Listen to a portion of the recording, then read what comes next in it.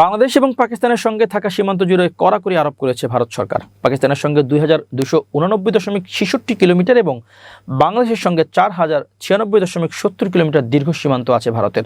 এর মধ্যে পাকিস্তান সীমান্তের 93% এলাকা এবং বাংলাদেশ সীমান্তের 80% এলাকায় কাঁটাতারের বেড়া বসানো হয়েছে দেশটির কেন্দ্রীয় সরকারের নির্দেশে।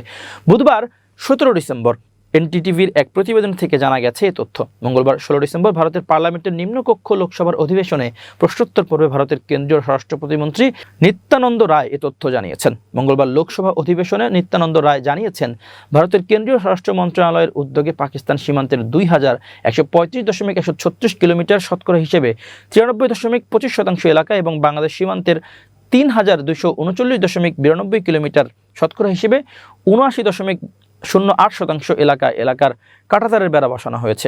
লোকসভা অধিবেশনে তিনি বলেন, মিয়ানমারের সঙ্গে ভারতের যে 1643 কিলোমিটার দীর্ঘ স্থল সীমান্ত রয়েছে সেখানেও কাঁটাতারের বেড়া নির্মাণের কাজ শুরু হয়েছে। ইতিমধ্যে 9.214 কিলোমিটার এলাকায় বেড়া বসানোর কাজ শেষ হয়েছে। প্রসঙ্গত, ভারতের সঙ্গে পাকিস্তান, বাংলাদেশ, নেপাল, ভুটান, শ্রীলঙ্কা, মায়ানমার, চীন, মালদ্বীপ এই 8 দেশের সঙ্গে স্থল ও জলসীমান্ত আছে ভারতের। এই স্থল ও জলসীমান্তের সম্মিলিত দৈর্ঘ্য যথাক্রমে 15,106.7 বর্গ কিলোমিটার এবং 7,516 বর্গ কিলোমিটার।